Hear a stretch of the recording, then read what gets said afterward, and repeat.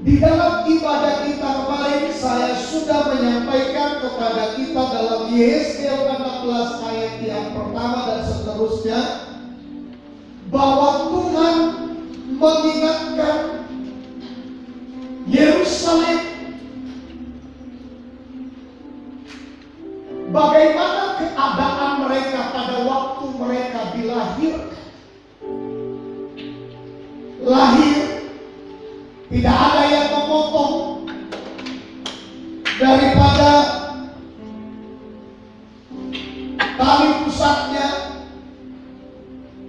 tidak dimandikan dengan air yang bersih. Darahnya masih ada di situ.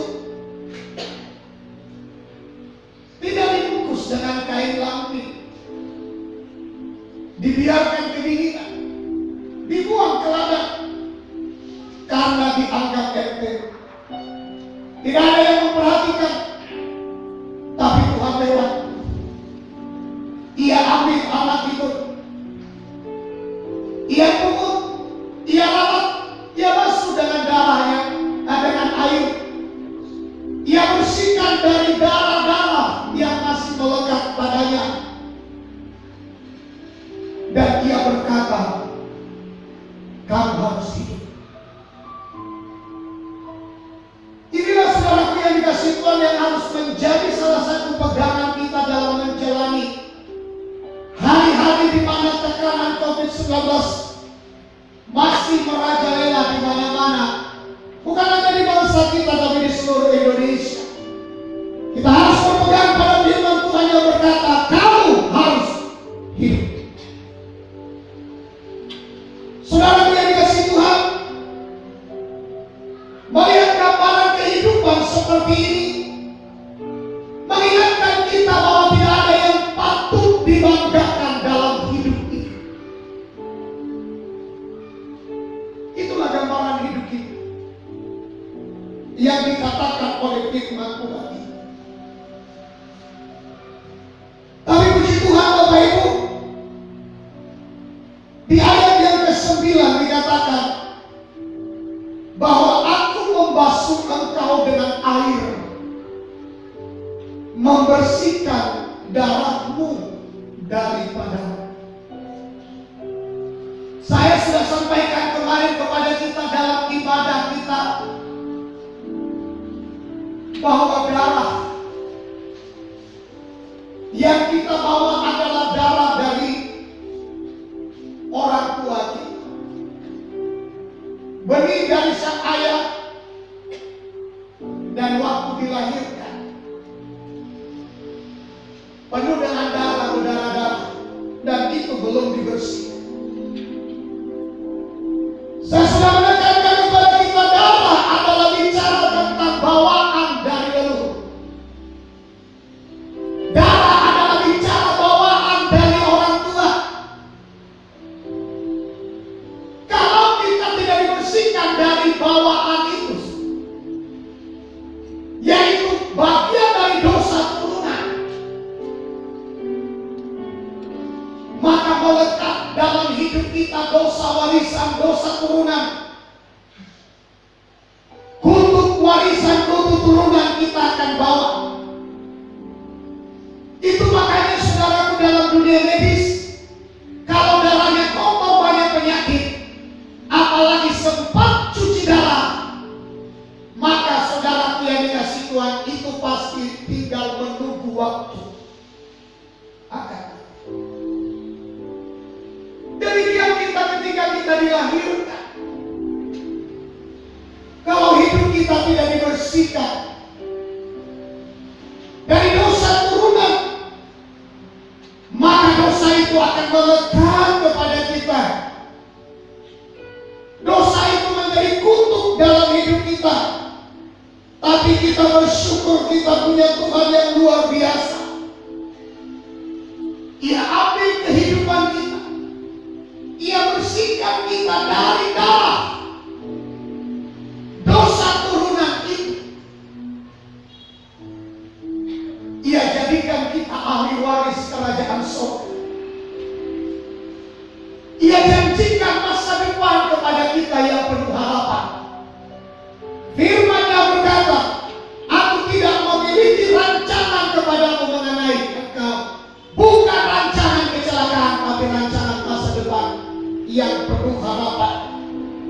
Kita dibebaskan, saudaraku, dari dosa warisan.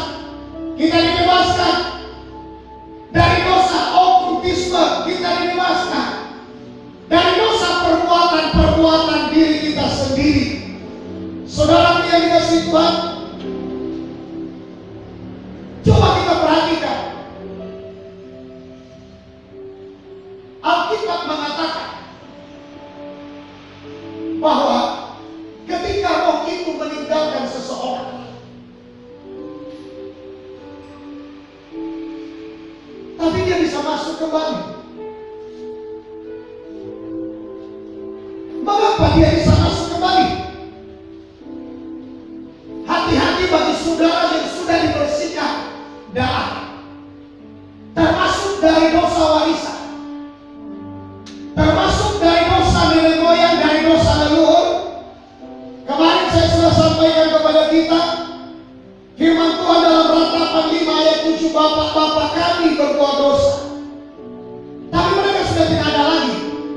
Mereka sudah mati, sudah almarhum, tetapi kami menanggung kedurjanaan mereka. Inilah dosa warisan.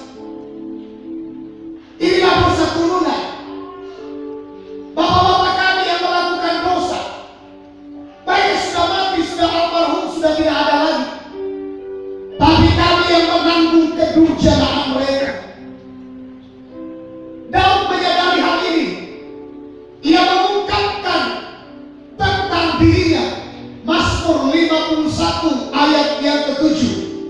Sesungguhnya dalam kesalahan aku diperanakkan, dalam dosa aku dikandung ibuku. Kita harus dibersihkan dari dosa. Itu makanya bagi calon-calon ibu kelak dan bagi yang belum, yang masih menginginkan punya anak, dengarkan ini. Kalau suatu saat mengandung, jangan lupa kuduskan hidup. Karena di dalam kandungan sudah ada dosa. Dikandung, dihidupi oleh anak ini. Mengapa? Pertama, benihnya. Kalau bapak berdosa, benihnya turun. Itu benih yang dibawa itu benih. Itu makanya darahnya harus dibersihkan. Yesaya 16 ayat yang ke-9. Di dalam kandungan, sesungguhnya dalam kesalahan aku diperanakkan, dalam dosa aku dikandung ibu. Ibu-ibu yang mengandung lebih utama. Terus kuduskan hidup kita supaya benih di dalam menjadi kudus, supaya kandungan menjadi kudus. Jangan bergosip, supaya anak jangan mengalami dosa turunan itu. Jangan mencuri, jangan berbohong, jangan najis. Sebab bayi dan ibunya masih satu nafas. Berhenti ibunya bernafas, anaknya berhenti bernafas. Hidup ibunya kemungkinan besar bayinya masih hidup. Sedangkan ibunya saja masih bernafas, bisa bayi di dalam kandungan mati. Tapi yang jelas kandungan itu satu kehidupan dengan ibu, satu nafas dengan ibu. Ibunya bergosip, si bayi itu, karena satu kehidupan mereka, satu nafas, belum terpisah. Makanya Daud berkata, dalam kandungan aku sudah berdosa. Aku sudah hidup di dalam dosa sejak dalam kandungan. Nah, inilah saudaraku yang dikasihi Tuhan, yang dimaksud oleh Ratapan 5 tadi ayat 7. Bapak-bapak kami berbuat dosa, mereka sudah tidak ada, kami yang menanggung kedurjanaan mereka. Nah, kita harus dimasuk dari sini. Tetapi begitu banyak orang yang sudah dibersihkan dari dosa ini, hidupnya sudah bersih, tapi aneh saudara, roh jahat kemudian bisa masuk lagi. Ya, coba kita lihat dulu sebentar. Ya, Matius pasal 12 ayat 43. Ayat 43. Ya, silakan. Firman Tuhan, Ya. apabila roh jahat keluar dari manusia, Ya. ia pun mengembara ke tempat-tempat yang tandus, mencari perhentian, tetapi ia tidak mendapatnya. Terus Ayat 44. ya. Lalu ia berkata, aku akan kembali ke rumah yang telah kutinggalkan itu. Maka pergilah ia dan mendapati rumah itu kosong, bersih tersapu dan rapi teratur. Terus Ayat 45. Lalu ia keluar dan mengajak 7 roh lain yang lebih jahat daripadanya, dan mereka masuk dan berdiam di situ. Maka akhirnya keadaan orang itu lebih buruk daripada keadaannya yang semula. Demikian juga akan berlaku atas angkatan yang jahat ini. Nah, Bapak Ibu, mengapa bisa terjadi? Padahal sudah dibersihkan. Dari dosa turunan sudah dibersihkan. Bahkan saudaraku yang dikasih Tuhan, kalau dia hitung hari-hari, kehidupannya barangkali dia berpikir begini, aku sepertinya belum ada dosa yang kulakukan. Kenapa bisa masuk? Kutuk yang sama dulu bahkan lebih parah keadaannya dikatakan tadi di ayat 45. Coba dulu diulang ayat 44. Ayat 44. Lalu ia berkata, Ya. aku akan kembali ke rumah yang telah kutinggalkan itu. Terus Maka pergilah ia dan mendapati rumah itu kosong, bersih tersapu dan rapi teratur. kalau saudara perhatikan di sini sudah bersih, sudah rapi, bahkan sudah teratur. Ini adalah kehidupan kita sudah bersih, sudah tersapu, sudah rapi teratur. Tapi masalahnya adalah kosong. Di sini masalahnya, hidup Anda sudah bersih, tapi masalahnya kosong. Berapa banyak anak-anak Tuhan sudah ditebus dari dosa, sudah dibersihkan dari dosa bawaan, tapi masalahnya tidak dilanjutkan mengisi hidupnya dengan Tuhan, dengan firman. Jadi karena kosong itu maka dosa masuk lewat roh-roh jahat. Kalau hidup kita kosong, ya masuklah sampah-sampah dunia, sampah-sampah dari iblis, sampah-sampah dosa, sampah-sampah kenajisan. Karena dia memiliki ruang yang begitu luas untuk dia masuk dan mengisi yang kosong itu. Bapak Ibu Saudara yang dikasihi Tuhan, mengapa hidup ini terpelihara senantiasa? Bukan kuat, bukan gagah, bukan hebat. Karena kita terhubung dengan Tuhan, karena kita terhubung dengan ibadah, karena kita terhubung dengan pelayanan. Itu makanya yang mengikatkan dirinya kepada Tuhan itu bukan rugi. Yang mengikatkan dirinya dengan ibadah, yang mengikatkan dirinya dengan pelayanan, itu bukan rugi.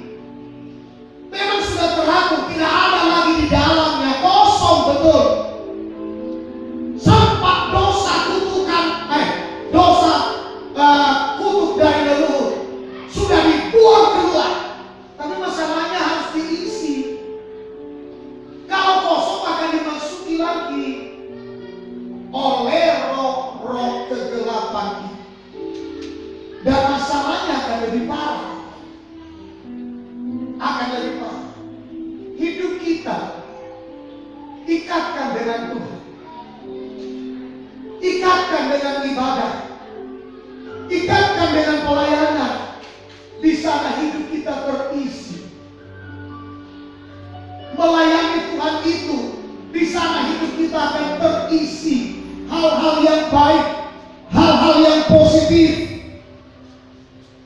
Haleluya. Haleluya. Haleluya.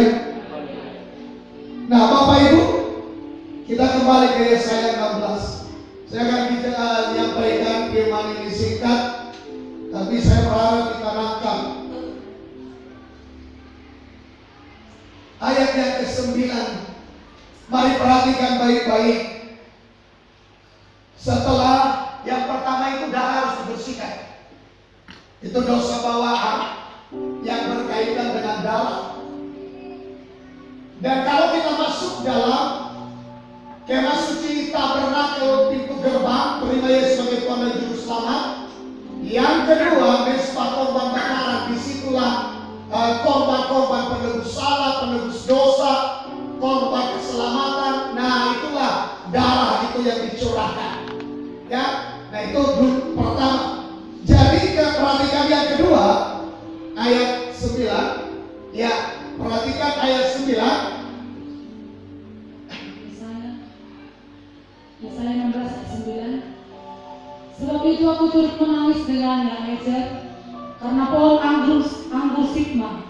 Aku mau membasahi engkau dengan air mataku. Ini Yesaya. Hah? Yesaya. Maksudnya? Oh ya, Yesaya. Silakan. Yesaya 16 ayat 9. Ya. Aku membasuh engkau dengan air untuk membersihkan darahmu daripadamu, dan aku mengurapi engkau dengan minyak. Aku membasuh engkau dengan air.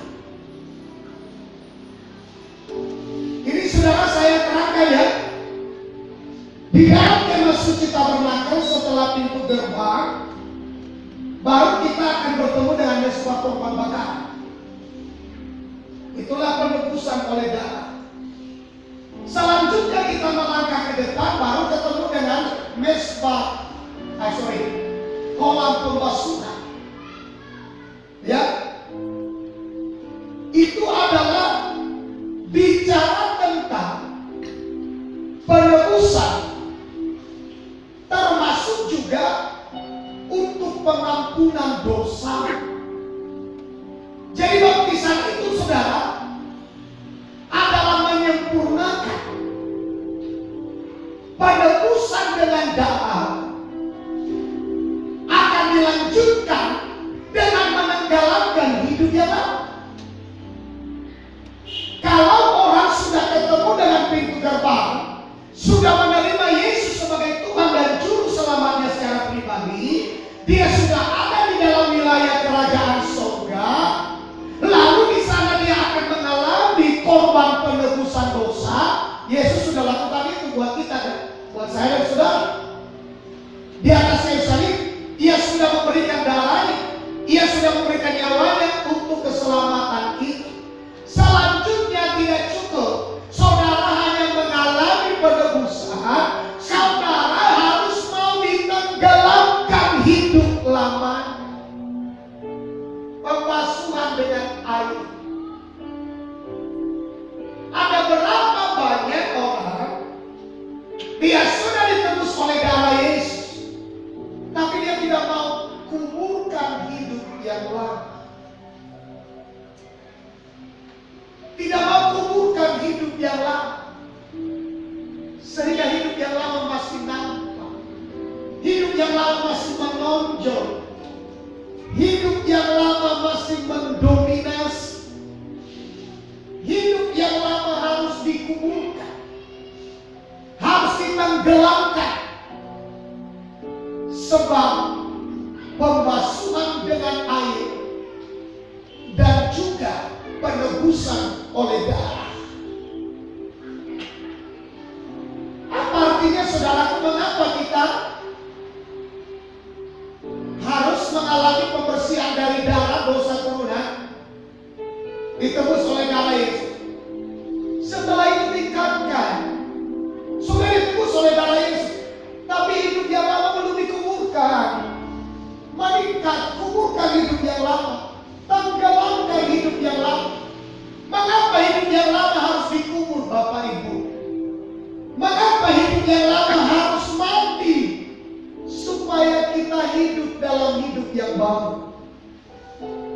yang lama sudah berlalu, sesungguhnya yang baru sudah datang. Sebab dikatakan Bapak Ibu di ayat yang ke-6 kalau tidak salah ya. Coba dulu dibaca di Yeskiel 16 ayat 6, coba ya. Ayat yang ke-6. Maka aku lalu dari situ dan kulihat engkau. Ayat 5. Sorry. Ayat 7. Ayat 7. Coba dibaca. Dan jadilah besar seperti tumbuh-tumbuhan di ladang. Engkau menjadi besar dan sudah cukup umur. Sorry ya. Di ayat 6 bahkan saya lihat. Silakan dibaca ayat 6. Ayat 6. Ya. Maka aku lalu dari situ dan kulihat engkau menendang-nendang dengan kakimu Ya. sambil berlumuran darah. Ya, silakan lanjut. Ya. Dan aku berkata kepadamu dalam keadaan berlumuran darah itu, Ya. engkau harus hidup. Ya. Mengapa harus kita setelah ditebus oleh darah Yesus, lalu hidup itu, saudaraku yang dikasih Tuhan, harus dikuburkan manusia lama, harus ditenggelamkan manusia lama? Tujuannya apa? Supaya kamu hidup. Karena manusia lama tetap akan membawa hidup yang lama, yaitu hidup dan menuju kematian. Jadi tujuan Tuhan adalah supaya kita hidup. Hidup yang lama harus ditenggelamkan. Hidup yang lama harus dikuburkan. Hidup yang lama harus tidak apa lagi karena dia sudah ditenggelamkan, sudah dikuburkan. Mengapa harus dikuburkan hidup yang lama? Karena hidup yang lama itu mewarisi paling sedikit 3 dosa, yaitu dosa warisan, dosa penyimpanan kepada nenek moyang, roh jahat, okultisme, sesembahan leluhur, dan dosa perbuatan sendiri. Berarti kaitannya hidup yang lama harus dikuburkan. Kalau tidak dikuburkan, berarti hidup yang lama itu hidup dalam dosa yang akan melekat padanya, dan dosa itulah yang akan membawa kepada maut. Upah dosa yang lama. Jadi kalau kita mau hidup, jangan hanya ditebus oleh darah Yesus. Kuburkan hidup yang lama. Tenggelamkan hidup yang lama. Haleluya. Baptisan ini Bapak Ibu tidak sekedar masuk air, keluar air, ya, keluar dari air. Di dalam kitab Roma kita diajarkan bahwa baptisan ini adalah bicara tentang mati bangkit.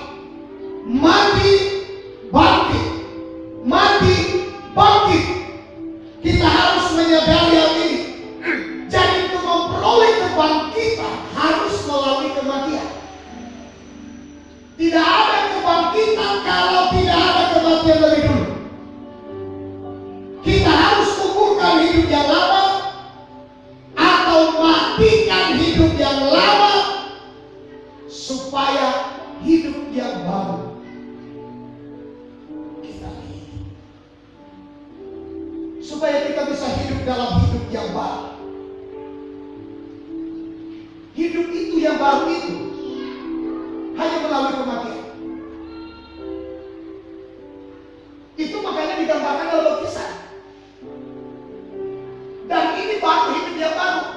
Hidup yang lama adalah hidup bersama dengan darah orang tua. Hidup yang lama adalah hidup bersama dengan darah benih dari ayah ibu kita, leluhur, nenek moyang kita. Tapi saudara, hidup yang baru yang lama ditenggelamkan, hidup yang baru adalah hidup bersama Kristus. Mati bersama Kristus, bangkit bersama Kristus.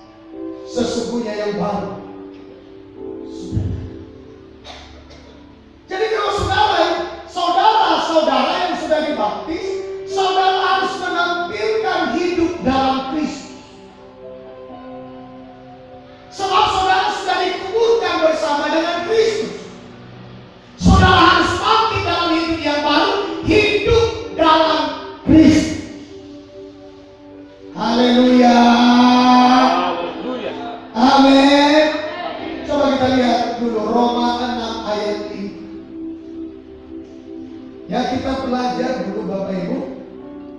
Silakan. Sebab jika kita telah menjadi satu dengan apa yang sama dengan kematiannya, Kalau saya sudah menjadi satu dengan kematian Yesus, kalau saudara sudah menjadi satu dengan kematian Yesus, terus kita juga akan menjadi satu dengan apa yang sama dengan kebangkitannya. sudah pasti kita akan juga satu dalam kebangkitan. Haleluya. Haleluya. Saudara kan pasti tahu mengalami kebangkitan. Tapi sudah harus satu dulu dalam kematian. Ayat 4 dulu. Ya silakan. Ayat 4. Ayat keempat. Ya. Dengan demikian kita telah dikuburkan bersama-sama dengan Dia oleh baptisan dalam kematian. Ya. Jadi setelah kita ditebus oleh darah Yesus, lalu kita membawa hidup kita untuk dikuburkan bersama-sama dengan Kristus dalam baptisan air. Baptisan air itu adalah bicara tentang baptisan di dalam kematian bersama-sama dengan siapa? Bersama-sama dengan siapa? Bersama-sama dengan Kristus Yesus. Kalau kita nanti sudah sama dalam kematian, kita akan sama dalam kebangkitan. Yesus mati dikubur, kita sama. Tapi dicontohkan dalam baptisan air. Lalu Yesus bangkit, kita sama. Bangkit bersama-sama. Mati dan bangkit bersama Yesus. Itu makanya Injil keluarga kita yang bisa menjadi sama dalam kebangkitan Yesus hanya orang yang sudah sama dalam kematian Yesus, mau menguburkan hidup kita. Katakan amin. Ini bukan ajaran agama. Baptisan bukan supaya jadi anggota gereja, supaya jangan salah. Baptisan itu adalah menjadi sama dengan Yesus. Mati bersama Yesus, bangkit bersama dengan Yesus. Lanjut ya. Supaya sama seperti Kristus telah dibangkitkan dari antara orang mati oleh kemuliaan Bapa, Terus demikian juga kita akan hidup dalam hidup yang baru. ya, lanjut dari 5. Ayat yang kelima. Ya. Sebab jika kita telah menjadi satu dengan apa yang sama dengan kematiannya, Ya. kita juga akan menjadi satu dengan apa yang sama dengan kebangkitannya. Jangan ada keraguan-keraguan di sini. Kalau saudara dengan iman meyakini dulu saudara memberikan diri, ya, dibaptis dengan air, saudara memahami mengapa saudara lakukan, mengerti mengapa saudara lakukan, maka saudara berarti telah mengambil keputusan mati bersama-sama dengan Yesus. Kalau kita sudah mati menjadi satu dalam kematiannya, pasti akan menjadi satu dalam kebangkitan. Katakan amin, saudara. Haleluya. Bahkan di dalam kitab Galatia dikatakan kita sudah mengenakan jubah yang baru. Apa itu? Kristus kita sudah kenal. Setelah keluar dari baptisan air. Ayat 6. Ya, ayat 6. Roma 6 ayat yang ke-6. Karena kita tahu bahwa manusia lama kita telah turun disalibkan, supaya tubuh dosa kita hilang kuasanya, agar jangan kita menghambakan diri lagi kepada dosa. Jadi disinilah hebatnya Bapak Ibu. Janji Tuhan dalam hidup kita. Jangan lakukan baptisan asal-asalan. Saudara harus imani, percayai bahwa baptisan ketika kita lakukan menguburkan manusia hidup yang lama, disitulah ada kesanggupan untuk membawa daging tersalib. Daging tersalib. Mengapa daging harus disalibkan? Supaya hilang kuasa dosa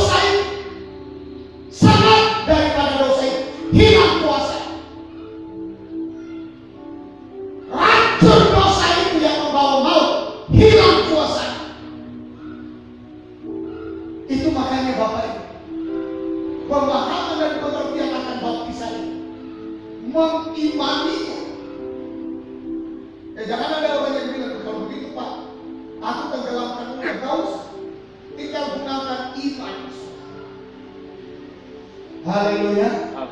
Saudara mau ratusan kali ditenggelamkan alam Boswado dua sial, nggak percaya juga. Saudara sudah ditenggelamkan bersama Yesus, udah iman dan akan bangkit bersama dengan. Jadi orang yang beriman itu akan memiliki kemampuan untuk mengalami hilang kuasa dosa. Sengatnya itu hilang. Tidak akan menyengat anak-anak Tuhan lain, ayat 7. Sebab siapa yang telah mati, ia telah bebas dari dosa. Kalau sudah mati, sudah bebas dari dosa. Harusnya iman kita harus berbicara begitu. Dan sudah mati, masa hidup lagi? Sudah mati dalam Kristus, harus bisa bangkit bersama dengan Kristus. Ayat 8. Ayat 8. Ya. Jadi jika kita telah mati dengan Kristus, kita percaya bahwa kita akan hidup juga dengan Dia.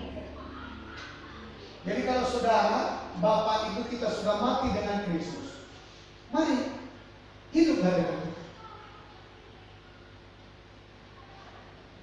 Jangan hidup dengan Tuhan hanya karena masalah kebutuhan kita.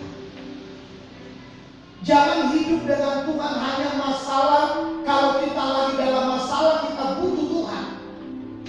Hidup dengan Tuhan termasuk saat-saat kita bahagia, saat-saat kita melimpah, saat-saat kita diberkati. Kita juga harus hidup dengan Tuhan, memuliakan lewat kehidupan yang sudah diberkati di dalam hidup.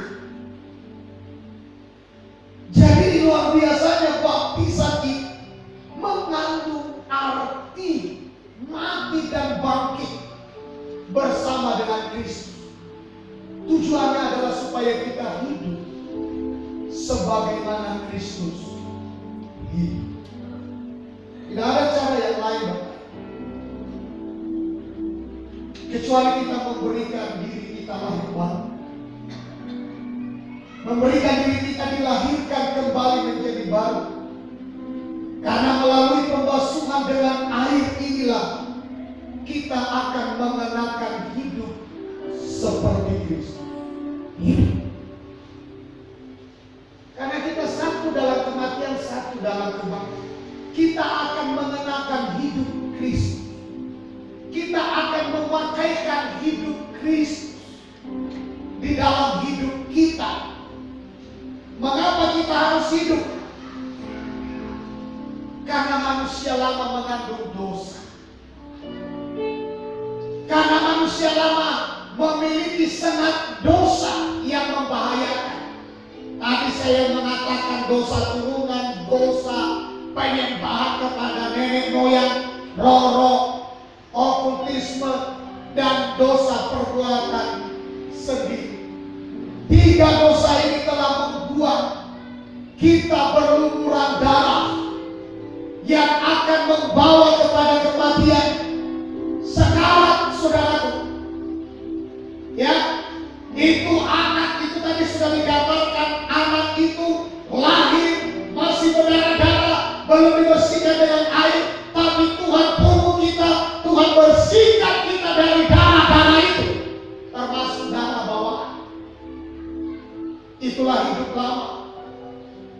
Lalu dibersihkan pada pusat darah Kristus, meningkat, masuk ke dalam baptisan air, dibersihkan dengan air, dikuburkan hidup yang lama, bangkit hidup sebagaimana Kristus hidup.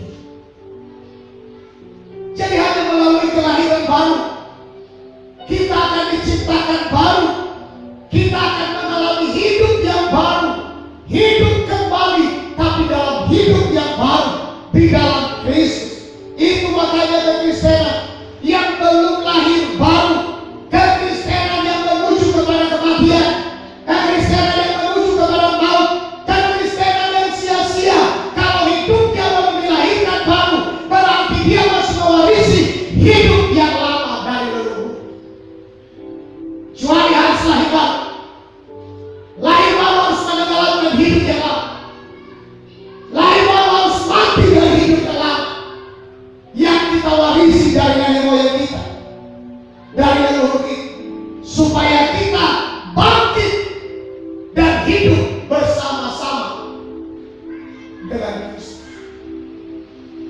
Yesus hidup, kita hidup. Karena kita sudah mati bersama-sama dengan Dia, sudah dikuburkan bersama-sama dengan Dia melalui baptisan air. Dan di mana Kristus berada, seharusnya orang yang sudah menyatu dalam kebangkitan Kristus, mereka juga ada di tempat di mana Yesus berada. Katakan amin. Jadi kita harus tahu kapan kita memiliki kehidupan Kristus Bapa Ibu dalam hidup kita. Ketika kita menjadi serupa dalam kematiannya, serupa dalam kebangkitannya, mati dan bangkit bersama dengan Kristus. Itulah lewat baptisan air, sehingga kita menjadi manusia yang baru. Ya, kita melekat menjadi satu, menjadi satu. Dalam Yohanes 15 dikatakan ya, menjadi satu. Coba lihat, kita lihat dulu Yesus berkata begini, aku adalah kebangkitan, aku adalah kebangkitan. Jadi Bapak Ibu, orang yang sudah mati pun kalau menyatu dengan kebangkitan Kristus, pasti akan hidup. Katakan amin. Pasti akan hidup. Coba lihat Yohanes 11 ayat 25. Yohanes 11 ayat 25. Yohanes 11 ayat 25. Jawab Yesus, akulah kebangkitan dan hidup. Barang siapa percaya kepadaku, ia akan hidup walaupun ia sudah mati. Pasti akan hidup. Itu makanya Bapak Ibu menyatu dengan Kristus.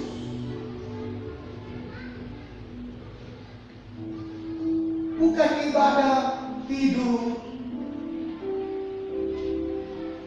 ibadah ngantuk. Bagaimana kita bisa menyatu dengan kehidupan Kristus?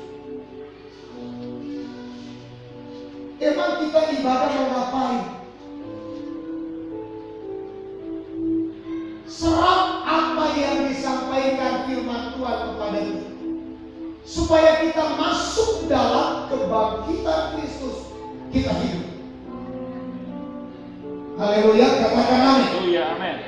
Ya, inilah bentuk saudara perhatian Tuhan yang terbesar dalam hidup kita. Kita harus hidup, memberi kita hidup. Ya, kita harus hidup, memberi kita hidup. Nah, kita lihat saudara, perhatian Tuhan yang kedua mengharapkan kita bertumbuh. Jangan sudah dipasung oleh darah Yesus, sudah menenggelamkan hidup yang lama, sudah hidup dalam hidup yang baru dalam Kristus, tapi tidak bertumbuh. Harus tumbuh. Nah, ini kita lihat tadi, Yesaya 16 ayat yang ke-7. Tuhan mengharapkan kita tumbuh. Ayat yang ke-7, silakan.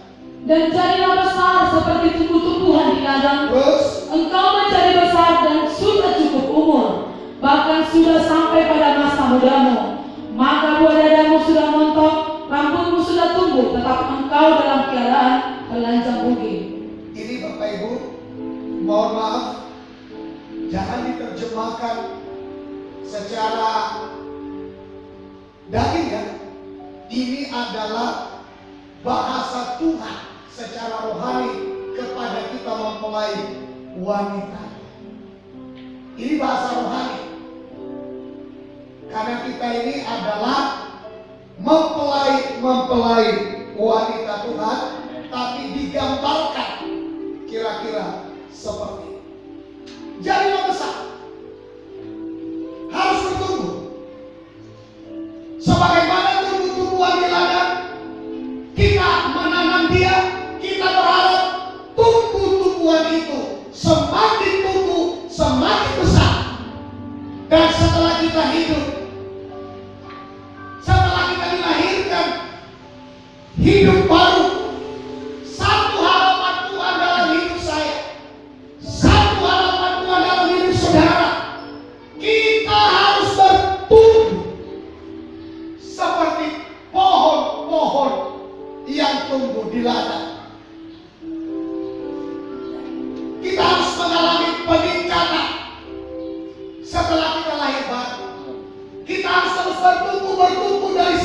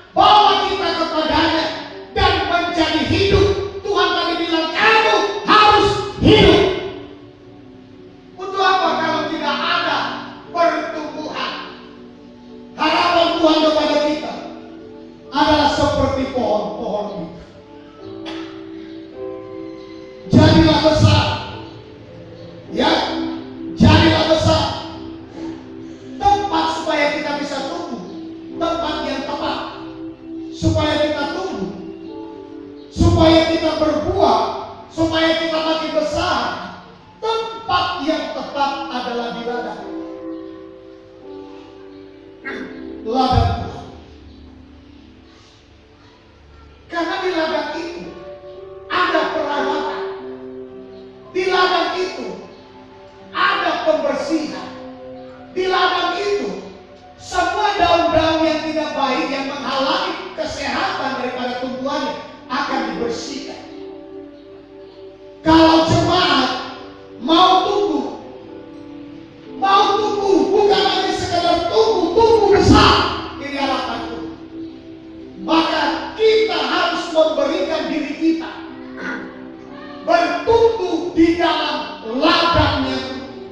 Ladang di mana tempat penaburan, ladang di mana pohon-pohonnya dibersihkan, ladang di mana pohon-pohonnya dipupuk agar mengalami pertumbuhan. Itu saudaraku, tentu itu adalah di tempat penggembalaan. Kita harus memberikan diri kita tergembala dengan baik. Karena di dalam penggembalaan ada proses menabur benih. Di dalam penggembalaan ada proses pembersihan. Ya, kalau Bapak Ibu kita mau bertumbuh dan menjadi besar, menjadi pohon kebanggaan daripada Tuhan, di mana Tuhan suatu saat dapat mengharapkan buah-buah kehidupan kita, maka kita harus bawa hidup kita, percayakan hidup kita di ladangnya Tuhan, tempat penggembalaan. Di sana kita akan dibersihkan, di sana kita akan dirawat, di sana berlaku firman Tuhan, ranting yang tidak berbuah dibersihkan, dipotong. Bapak Ibu, jangan tumbuh dan besar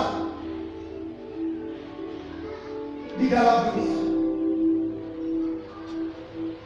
Bertumbuh dan besar di ladang. Jangan bertumbuh dan besar di lingkungan dunia, bukan di ladang Tuhan, bukan di tempat penggembalaan. Kalau kita tumbuh dan besar di lingkungan dunia, maka kita akan menuju kebinasaan. Mari kita tumbuh di ladang Tuhan, di rumah penggembalaan daripada Tuhan. Firman Tuhan mengatakan di dalam Mazmur 84 ayat 4, sekalipun burung pipit dan burung layang-layang kecil, nilainya tidak seberapa, harganya tidak seberapa, tapi kalau dia dibawa dan dipersembahkan di atas mezbahnya Tuhan, ia akan bernilai. Ia akan bernilai, ia akan berharga. Burung pipit itu, burung layang-layang itu berapa sih nilainya? Tapi ketika burung pipit, burung layang-layang itu dibawa ke mezbah Tuhan, menjadi nilainya, saudara, naik menjadi berharga, karena yang menerimanya langsung raja di atas segala raja. Hidup kita sekecil apapun, hidup kita setidak bernilai bagaimanapun di pandangan dunia ini, kalau hidup yang tidak berharga dan tidak bernilai ini kita bawa ke altar Tuhan, ke mezbah Tuhan, maka hidup kita akan menjadi bernilai di hadapan. Mari kita bawa hidup kita ke ladang Tuhan. Tadi saya mengatakan kepada kita, Bapak Ibu, hidup ini mengapa bisa hidup bertahan? Karena hidup ini terikat dengan Tuhan. Karena hidup ini, Bapak Ibu, terikat dengan ibadah. Karena hidup ini terikat dengan pelayanan. Ikatkan diri dengan Tuhan, ikatkan diri dengan ibadah, ikatkan diri dengan pelayanan. Sebab hanya dengan itu kita hidup. Kalau tidak, hidup kita akan menjadi kosong. Jangan fokus kepada hanya bertumbuh secara dunia, mencari kebesaran dunia, pasti akan menuju kepada kebinasaan. Saudaraku, firman Tuhan di dalam Lukas 16 ayat 15 mengatakan, sebab apa yang dikagumi manusia dibenci oleh Tuhan. Apa yang dikagumi dunia dibenci oleh Tuhan. Nah itu, perhatikan bagian bawah. Sebab apa yang dikagumi manusia dibenci oleh Allah. Jangan hanya bertumbuh di lingkungan dunia, jangan hanya besar di lingkungan dunia yang akhirnya dunia akan dibinasakan. Tapi mari kita bertumbuh di ladang Tuhan. Mari kita bertumbuh, saudaraku, dalam penggembalaan. Mari kita ikatkan diri kita dengan Tuhan. Mari kita ikatkan diri kita dengan ibadah. Mari kita ikatkan diri kita dengan pelayanan kepada Tuhan. Hidup kita menjadi terisi dan tidak kosong. Jadi Bapak Ibu, mari kita ingat firman Tuhan. Setelah kita lahir, harapan Tuhan dalam hidup saya, setelah saudara lahir baru dalam Yesus, harapan Tuhan dalam hidup saudara adalah agar saudara bertumbuh di dalam Dia, agar saudara besar di dalam Dia. Tuhan mengharapkan kita bertumbuh dan besar di dalam Tuhan. Untuk itu, jadilah jemaat yang tertanam betul-betul tertanam di ladang, tidak dicabut, tidaklah dicabut, tidaklah dicabut, tidaklah. Jadilah jemaat pohon yang tertanam. Sebab Tuhan bilang tadi, kamu harus hidup. Jadi kalau hidup Bapak Ibu, Tuhan kasih jalan kedua, dibersihkan darahnya, darah dari nenek moyang yang kita warisi, dipermandikan, dibasuh dengan air, baptisan air menenggelamkan hidup yang lalu. Lalu setelah itu Tuhan katakan, kamu harus tumbuh seperti pohon-pohon yang ada di ladang. Jadi kalau kita ingin bertumbuh, kita harus ada di ladang Tuhan, di rumah Tuhan, tempat berjalannya proses menabur benih. Hidup kita ditaburkan benih, hidup kita dibersihkan, hidup kita, saudaraku, dituntun, hidup kita dipupuk, hidup kita dikasih makan firman, roti hidup, supaya kita bertumbuh normal, bertumbuh sehat, dan memuliakan Tuhan di dalam hidup. Ya kan ayat 5 tadi kan? Yeskiel ayat 16 ayat 5 tadi kalau tidak salah. Coba dulu. Yeskiel 16 ayat 5. Ya. Tidak seorang pun merasa sayang kepadamu. Bukan. Ya, sudah. Maka aku lalu dari situ dan kulihat engkau menendang-nendang dengan kakimu, ya, sambil berlumuran darah, dan aku berkata kepadamu dalam ayat yang ke-7, ya, dan jadilah besar seperti tumbuh-tumbuhan di ladang. Inilah Tuhan harapkan kepada kita. Jadilah besar.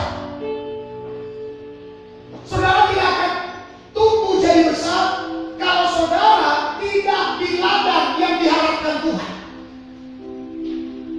Ya. Saudara tahu apa harapan Tuhan dalam hidup saya?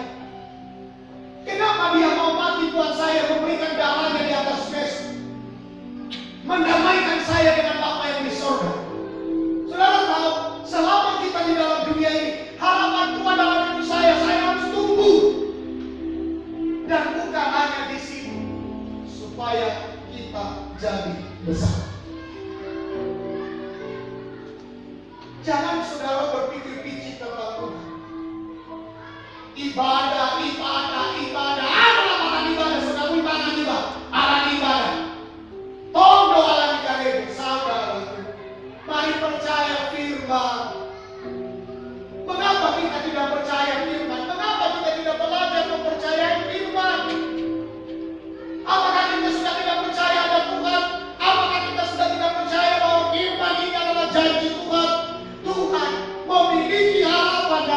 percaya Tuhan memiliki harapan dalam hidup saudara agar saudara tumbuh dan jadi besar.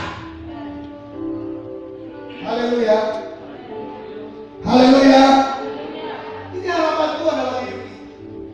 Tuhan ingin kita tumbuh, Tuhan ingin kita besar. Tapi untuk tumbuh dan besar harus diladang. Ladang. Bahkan Alkitab juga mengatakan, saudara, ada dua di tempat tidur, satu terangkat, satu ada dua di ladang. Satu terangkat, satu tinggi. Ada dua di waktu memutar batu kilatan. Satu terangkat, satu tinggi. Tuhan berharap kita di ladang ada proses penaburan benih. Di ladang ada proses panuaian. Di ladang ada proses pembersihan.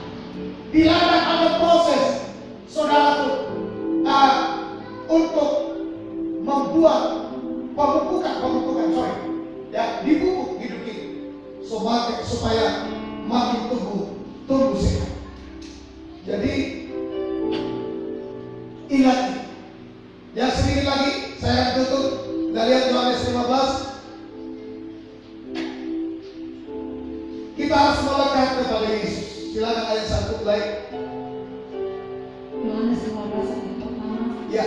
Akulah pokok anggur yang benar, dan Bapakkulah pengusahanya. 2. Setiap ranting padaku yang tidak berbuah, dipotongnya, dan setiap ranting yang berbuah dibersihkannya, supaya ia lebih banyak berbuah. Saudara, kalau usah jauh-jauh. Kalau saudara lihat, ingin saudara sehat, pohon pisang saja. Kalau ada daun-daun yang sudah kuning, sudah membusuk.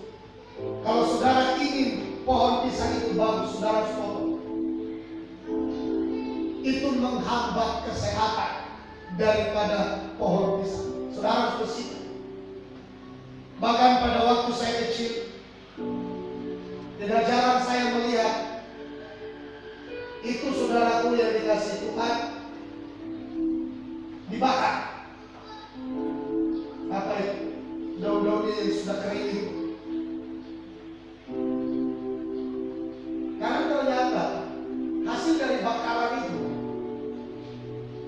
itu menjadi pupuk.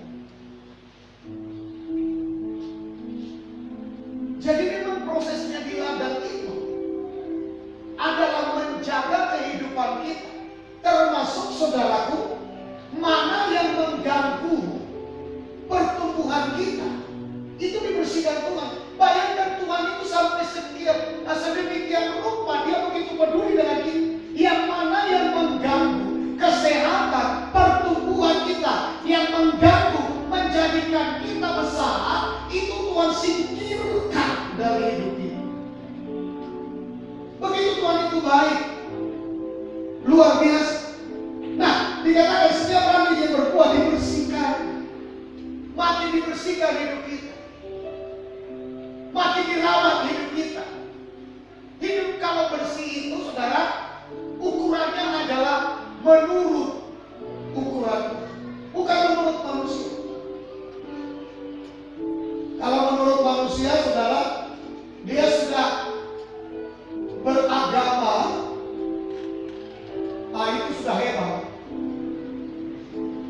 Orang yang lahir baru itu hanya sekedar, orang yang belum lahir baru dengar,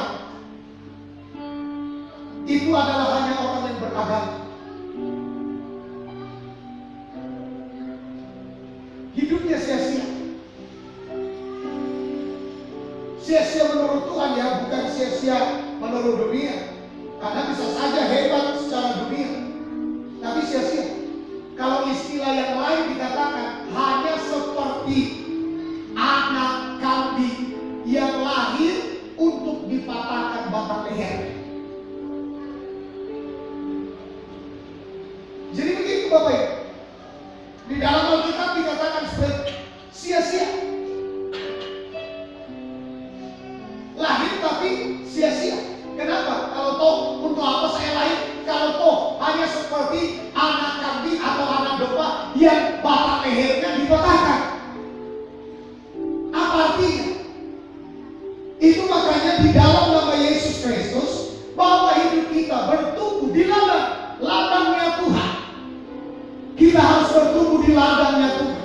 Kita harus bawa hidup kita di ladangnya Tuhan.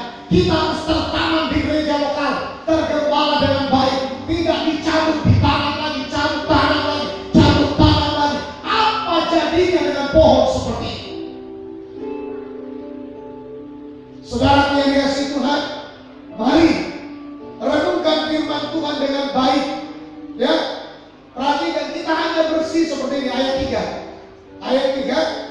Kamu memang sudah bersih, Terus, karena firman yang telah kukatakan kepadamu. bersih karena firman. Perhatikan, bersih karena firman. Mengapa kita harus dibersihkan? Supaya kita berbuah.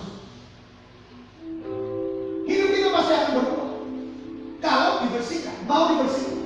Tapi kalau tidak mau dibersihkan, tidak akan mungkin bisa berbuah. Gimana caranya? Ya, itu makanya hidup kita harus berbuah. Katakan amin, saudara. Dan kalau kita mau berbuah harus dibersihkan. Dibersihkan oleh apa? Firman. Bersih karena firman. Ayo ucapkan sama-sama. Hidup saya bersih karena firman. Tiga ya. Hidup saya bersih karena firman Tuhan. Karena firman. Ya, beda dengan mandi di luar, saudara. Itu daging yang dibersihkan. Ini hidup kita sampai ke dalam-dalamnya hanya bisa bersih karena firman. Firman yang diperkatakan, firman yang diajarkan, firman yang disampaikan. Ayat 4. Ya. Tinggallah di dalam aku dan aku di dalam kamu. Terus, Sama seperti ranting tidak dapat berbuah dari dirinya sendiri kalau ia tidak tinggal pada pokok anggur. Demikian juga kamu tidak berbuah jikalau kamu tidak tinggal di dalam aku. haleluya. Hidup kita akan tumbuh dan berbuah. Ikatkan dirimu sebagai ranting yang melekat pada pokok. Jadi kita kalau mau bertumbuh, bilang ini harapan Tuhan dari kita. Yesaya 16 ayat 7. Agar kita tumbuh dan berbuah. Ya, ayat 5. Silakan. Akulah pokok anggur dan kamulah ranting-rantingnya. Terus, Barang siapa tinggal di dalam aku dan aku di dalam dia, ia berbuah banyak. Sebab di luar aku kamu tidak dapat berbuat apa-apa. hidup kita Bapak Ibu hanya memungkinkan bertumbuh dan menghasilkan buah kalau kita melekat pada pokok. Jadilah tumbuh, jadilah besar di ladang. Ladang itu adalah tempat di mana berlangsungnya proses penaburan benih. Yang ditabur adalah firman. Dan firman itulah yang digunakan Tuhan menjadi pedang untuk membersihkan hidup kita.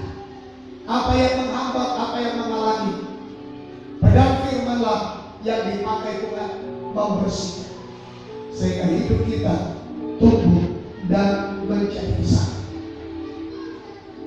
Untuk hormat kemuliaan bagi nama Tuhan. Amin.